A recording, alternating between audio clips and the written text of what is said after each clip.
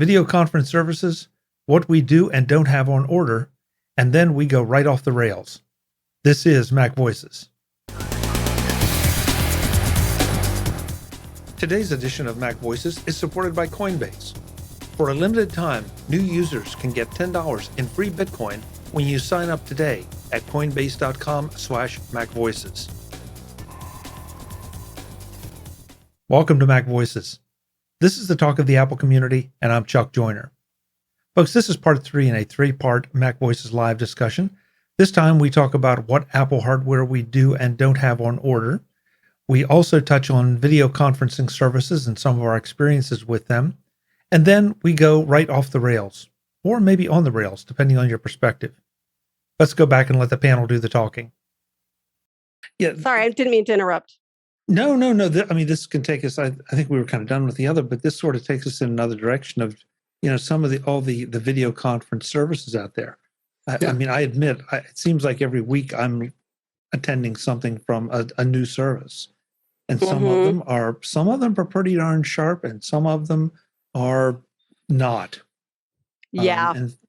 In fact, I was on one today, and I hate this. I'll just leave it alone. But when I clicked the link and saw the service it was launching, I thought, oh no, not again.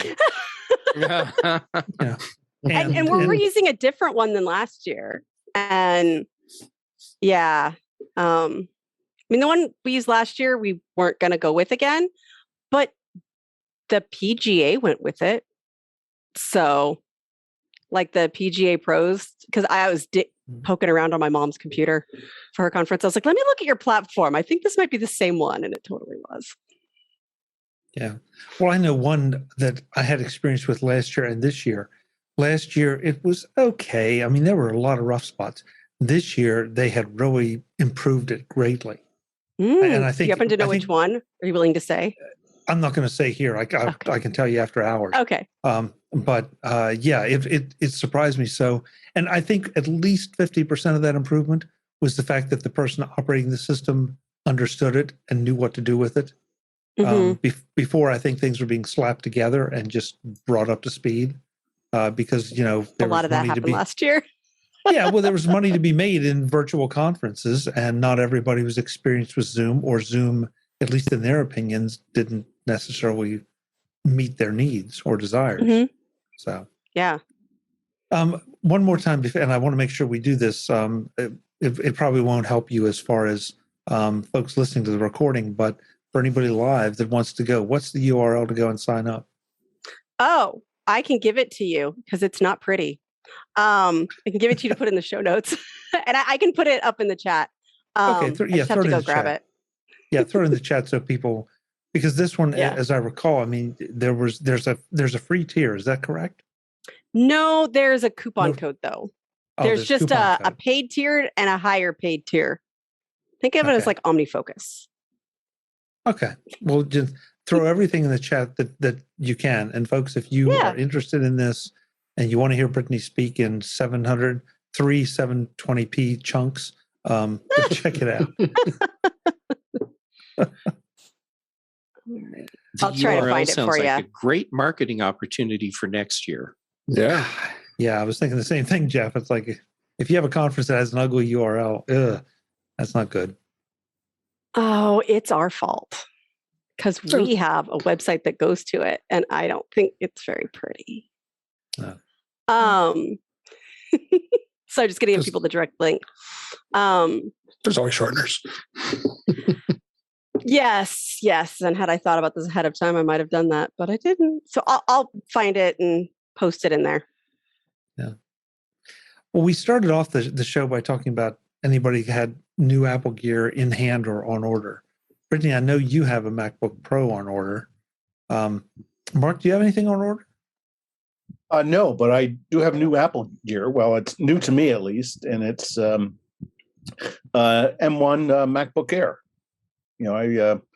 I think I mentioned the last time we were together that I had purchased some 32-inch external displays because I was missing the big size of an iMac 27, and I decided, okay, bite the bullet and just use a 16-inch MacBook Pro for a year. And ultimately decided I really missed the screen, so I got a big external display, and then I checked Apple, and they offered me $260 for my 2013 MacBook Air, and a year ago they were offering me nothing for it. So between that and trade-in value and a little bit of extra money, I was able to trade in, and so I'm just blown away on how fast this thing is, and how it just sips power. So it's a great device. I've been maybe on it, relocating all my files and things for maybe all of about 4 or 5 days now. But it's new. It's not new to Apple, but certainly new to me. Okay, so I got to ask a couple questions there. First of all, originally or a while back, they weren't going to give you anything in trade-in, and then they decided to give you something? Is that correct? So this is a year ago when the M1 Macs were first introduced. They were offering $0 trade-in credit for that MacBook.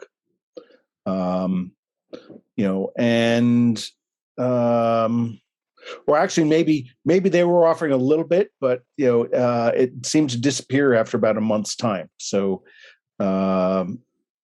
whatever they're doing, this year it's obviously worth a lot more to them to incent people to buy and upgrade. So that's kind of where we are. So next question. Okay. Well, the second thing that I'm interested in is the MacBook Pros came out, and you decided to go with the Air even after the Pro came out. Was it just a matter of you didn't think you needed the power, or didn't want to spend the price, or didn't want to wait? I think it was probably more screen and weight. I've had 13-inch devices dating back all the way since 2008, 2009 when I first bought my first MacBook Air. So I really like that. And then looking at that and sort of the 13-inch Pro, just offered a lot of additional weight and maybe not as much battery life, and it costs more money, and the combination of all the three just really didn't make a compelling case to go to the Pro. Okay. But why didn't you talk to me about buying my Air when you knew that this Pro was coming out? That's the thing I need to know. Oh, I didn't know you were in the market to sell your MacBook Air. I knew. Well, not until my Pro gets here. Yeah, I knew. Yeah, okay. Well, would you give me $260, additional credit for my? No, I probably wouldn't be able to do that, but I'm just teasing you. Yeah, I imagine Apple probably, they have these robots, right? They'll take it apart and they'll recycle the aluminum, and they'll probably find a way to recycle the other, ICs and stuff within it as well. But to me, it sort of begs the question. They're saying, orders are fine, and we get more orders that we can make. But now you're offering me, incentive, for stimulating demand that you weren't a year ago. So it's eye raising, sort of the Mr. Spock eye raise of, oh, this is fascinating. This is not what I expected. But I'm not going to draw any particular conclusion about it other than, thank you, Apple, and I'm really enjoying my new device.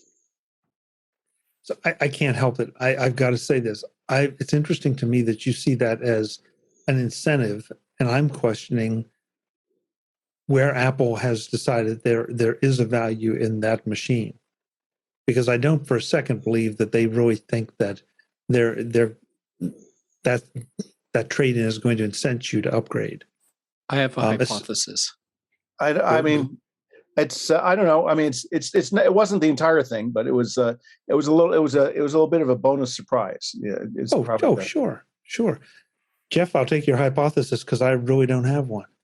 Okay, so it's known that Apple doesn't actually handle the trade-in program. They're using a third-party company for that. So either the third-party company is in a position where they can get more from the recycled parts than they could last year, or Apple has told them, you need to start being more lenient with what you're doing with the recycle program, because we want more of these computers coming back in. to be recycled or whatever. That's my hypothesis. Well, never know. But I missed what was the machine that you're getting $260 for? It was a 2013 MacBook Air that had 512 gigabytes of storage and 8 gigabytes, which was the max at that time, and it was an i7, whatever the maximum processor speed was. Well, that seems pretty generous. I mean, it's a great machine. It's basically hasn't been used much in the past year. So I'd rather trade it in, out to Apple or whomever has at least $260 worth of. They clearly have more than $260 worth of value. However they choose to use it, because that's what they offered me. Plus a box that will have free shipping to send, for sending it back. So I don't think this is possible, but could it be that the supply shortage is that much that they felt like they could take those materials, recycle it, and go through that process and still make money on the deal? Well, that's a possibility. Or again, the other thing is, don't forget that a lot of the manufacturers, so Apple never really discloses their ASP. So you can equivalently, if you go in through the EDU store, you can find things for about $150 less. Same model. So obviously there's some softness, some ability, some fungibility in Apple's sales prices, and I suspect that that's part of what they're doing now is funging on their fungible sales price. Interesting. It makes me. I've got an old MacBook Air. I'd be lying to you if I could tell you which year or what model, but it's the last time I looked, they were going to give me $30 for it, and it's like, well, for $30. I recommend. Maybe it's worth 60 now. I'd recommend going back and checking, and it might be worth it. And you might get a nice Apple credit, Apple gift card that may satiate you in buying other peripherals or whatever. Yeah. Hey, if they give me $36, $37, I could get 2 Apple cleaning cloths. Yeah. Yeah, if you want to wait. Oh, did everyone see iFixit's review of the cleaning cloth? Their teardown of the cleaning cloth? Yeah. Well, Mark, I didn't wait. I have it. So you got here late. Oh, you Was must it a act joke? really fast, David. Was the teardown a joke? No, it's legit. How do you tear it down? They took a pair of scissors to it and cut it. Pull it apart. Turned out it's laminated 2 layers. Yeah, and in the repairability. What is its repairability score? 0. 0, yeah. Okay. Nice try, Brittany. I think the joke fell flat.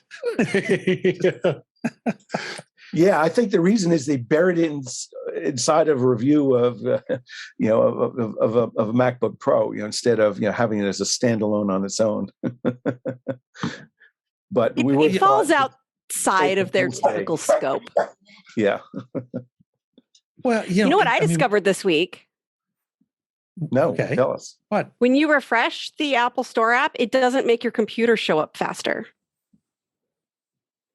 Oh. I know, right? That's lame. Despite all of the things How do you know? that make me think that will happen, because I've been doing it a lot. It looks like it's coming at the same time. Yeah, I've tried that too, Brittany. It doesn't help. I know. This edition of Mac Voices is supported by Coinbase.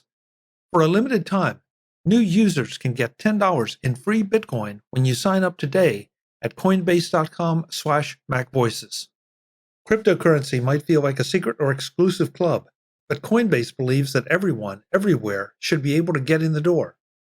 Whether you've been trading for years or just getting started, Coinbase can help. Coinbase offers a trusted and easy-to-use platform to buy, sell, and spend cryptocurrency. That includes support for the most popular digital currencies on the market, making them accessible to everyone.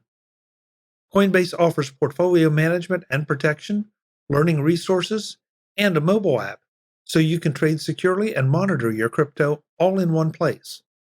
And as a MacVoices listener and viewer, for a limited time, new users can get $10 in free Bitcoin when you sign up today at coinbase.com/MacVoices. Sign up at coinbase.com/MacVoices for $10 in free Bitcoin. This offer is for a limited time only, so be sure to sign up today. That's coinbase.com/MacVoices. Why are you sitting on the sidelines? Get started with crypto today at coinbase.com/MacVoices. Thanks to Coinbase for their support of MacVoices. Sorry, I only have silliness left in me. There have been quite a few people that have said their computers have shown up sooner than was originally I'm they were guessing originally told. they ordered something closer to stock than I did. I'm suspecting that they're undercommitting and over-delivering to make sure everyone is thrilled and ecstatic. Hopefully, because I would be very sad if it were behind schedule. So, What was your configuration, Brittany? I did not opt for the 8 terabytes Okay. because it's easier to say what I didn't put in it. Okay, then still have a lot of other choices though. Next. And they're all the Or- top. Yeah, So so it's every got everything. all of them. Yeah. I think I've heard that is some available, and people have gotten that what you ordered in the Apple stores. That's something you might be able to walk into a store They and didn't walk out say with. it was available on the app, and since that would involve 4-hour drive from where I am right now, I didn't do it with the conference and stuff. Yeah, with the 4-hour Oh well, drive. you Yeah. you could have gotten Right. an Uber. You could have gotten an Uber and worked in the car. I on the used to do drive. Amtrak all the time because my house in Portland is actually along the Amtrak line. But yeah. Then I'd edit video, which is exactly why I need this new computer to show up and not use the air anymore. Yeah, I'm thinking a 4-hour Uber. You'd be better off buying the car, driving to down to Portland, going back, and then selling the car. Yeah. But no, I love Amtrak. It's great. I have a great time. So you're close to the downtown station? No, I live along a rail, like one of the Max lines, if you know Portland. So it's a very easy But Amtrak trip to downtown. doesn't stop So- anyplace other than Right, She it just stops runs downtown, down the but street and then jumps on. I walk 2 blocks and get on the Max and take the Max There down you to my house. Yeah, very nice. Yeah. I like it. Only say I took Or I the liked Amtrak it from, in the before times. Yeah. I can only say I took the Amtrak from Seattle to Vancouver. Oh, I used to take what was To it? which Vancouver? Vancouver in British Columbia. Ah, I used to take the Because- Amtrak, the Acela, from Union Station in Washington to Penn Station, a couple times a year for about 10 years, and it wasn't bad. It certainly beats driving or flying. If you're flying, it would take longer because of the waits to the airports and things, but mhm. it gets you right in Penn Station, and boom, you're there anywhere you need to get to in Manhattan. Is a nice, easy connection. And it's they have absolutely silent cars, and then they have normal sort of business class and cattle class cars, and it's overall quite a good experience. Yeah, I've done the same thing, Mark, from Harrisburg to Penn Station with a change of trains in Philly. And the trick there was always just make sure you didn't have to change trains, that they would just hook you to a new engine and Right. and take it, that so that you just could, other than maybe 3 or 4 minutes of no electricity and no lights, just sit there and relax, and they drop you off at Penn Station. It is absolutely great. Jeff Gamet says MacVoices Live, all aboard. All aboard. Call aboard. Yeah. You and your people in your reliable train systems. It's Union Station in Denver. It's oh my A god. beautiful When I did station this in regularly, Denver. Jeff, I need to specify I didn't have coaching clients afterwards. I always did it for the afternoon train Mm-hmm. because Okay, that makes sense. because stuff can happen. Like it's not guaranteed to get you there on time. And so Yeah, I didn't do that. Yeah, it's a good thing Union Station in Denver is a beautiful train station, because when you show up for a morning train, you're going to be there until the afternoon waiting for your train. Where were you going, Jeff? Grand Junction. Mm. Oh, sure, because the train was late from Chicago. It got 36 hours to get late before it It's gets just to how you. it works, like all the time. That- There are no trains that leave is- Union Station on time. Period. Ever. Right, but that train is coming from Chicago. Yes. So it's got a lot of opportunity to get late before it gets to Denver. Yes. And yeah. But that and yet- is the best train ride in the United States, I think. You know, Denver to Grand Junction. That is just so It's- beautiful. I agree. It is absolutely wonderful, and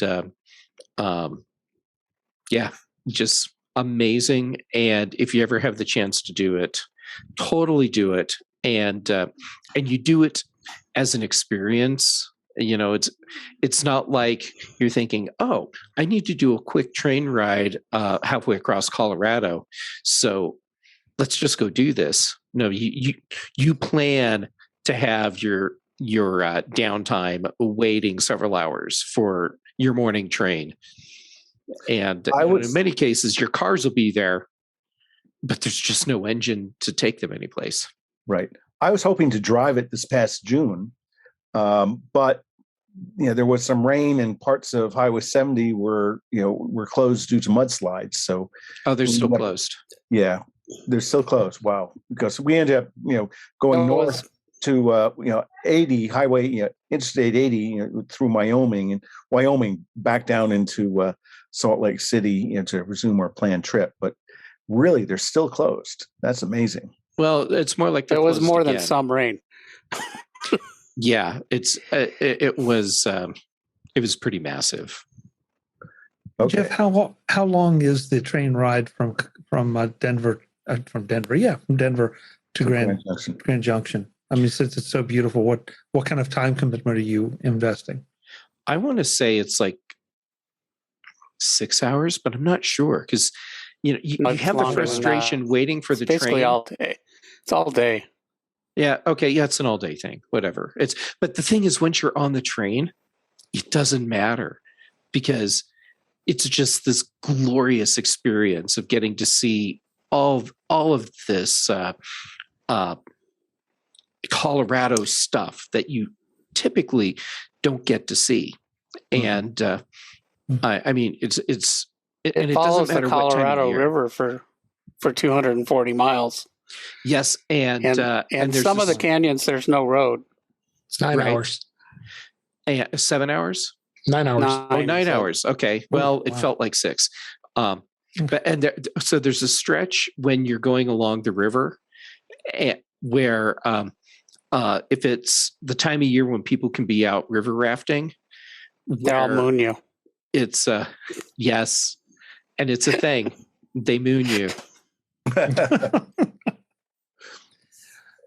All right, so we've been chastised in the chat room by Brad, who says, "Please stay on topic. This is MacVoices." So he's got a point. But hey, I thought we ran out of them. MacVoices all aboard. Yeah, MacVoices all aboard. What was the Irwin the body art edition of MacVoices earlier? So yeah, that's been. I was listening to Core Intuition a few weeks ago, and they turned into all trains also. How do I spell what, Brittany? Body art. BODY space ART. Just curious. How would you spell it, Brittany? No, I just needed to know which one you meant. Well, the other Okay, one. on that, I'm afraid we're now about to transition to After Dark. So Yes. let's go around the room and find out where we can find all these people when they're not riding trains or getting tattoos. And I'm going to take it from the bottom up. Mark, thanks for getting here. I'm glad you made it. Where can folks find you? Best place is Twitter at Mark Fuccio, MarkFuccio, all lowercase, one word. Great. That was the train calling him, letting him know it's time to go. Brittany, good luck with your conference. I hope it all goes well. We'll I think I'll to get a report survive. from you. Well, the question is, will the platform survive? But we'll find out. I mean, right? Yeah. So where can we find you? If you're looking for nerdy stuff and I feel like tweeting, I'm ADD Liberator on Twitter. I have the same handle on YouTube. If you're looking for ADHD conference updates, those would be like on Twitter, those would be devise_conquer. I think that's right. And when I actually do get my course up, if somebody's interested in that, I will not immediately, but at some point I'll have a YouTube announcing it. So we'll do that too. Great. Well, good luck. Thanks for stopping in. Yeah. Thanks for having me. Andrew Orr, the man with the new wrist tattoo. We'll be anxious to see if your ink fades or not, Andrew. We'll send you up in a space shuttle and see if it fades extra fast there. I'm here for that. That sounds great. Yeah, I knew you would be. Where can we find you? You can find me writing about Apple and all sorts of tech stuff at macobserver.com. And on Twitter, I am Andrew at Andrew or not. Excellent. Thanks so much, Andrew. Good to have you. Jim Ray, you've been kind of quiet today. I'm not quite sure why. Have I? Well, I didn't buy anything new. Oh, okay. So well, I do have a like Mark. I do have an M1 13-inch Pro that I'm really just sort of transitioning to. So it's new to me, but it's old to everybody else. Sorry. Where can folks find you? Provue.com, PROVUE.com, and on Twitter at ProVueJim. Same weird spelling. Great. Thanks for being here, Jim. Jeff Gamet. Chuck Joyner. Did your sofa survive the fan incident? Well, the smoke alarms didn't go off, so I'm going to go with yes. Good to hear. Yeah. So first, it's always so awesome to get to hang out with you, Chuck. You rock. Thank you, sir.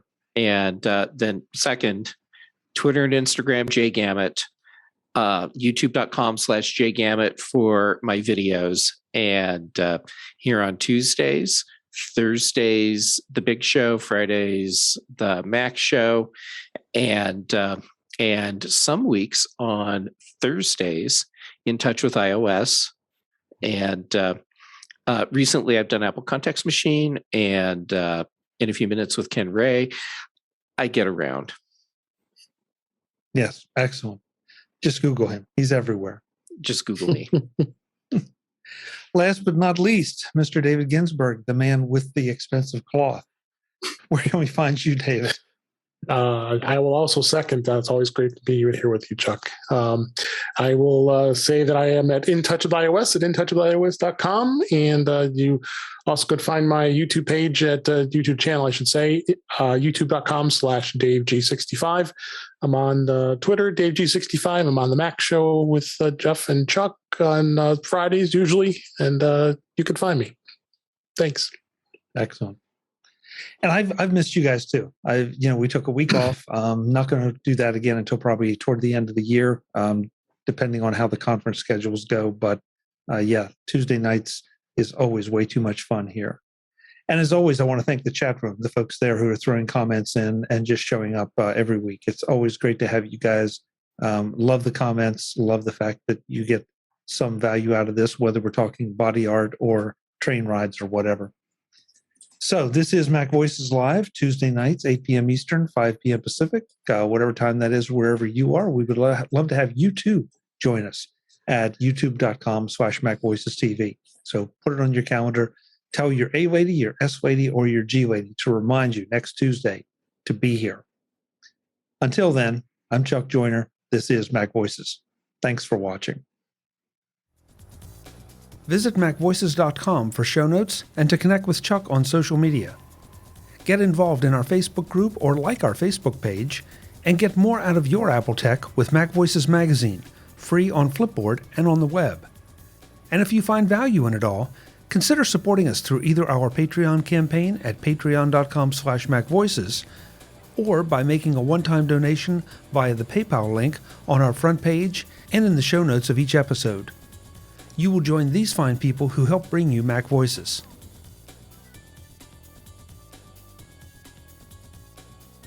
Advertising handled by Backbeat Media at backbeatmedia.com. Bandwidth provided by CashFly at cashfly.com.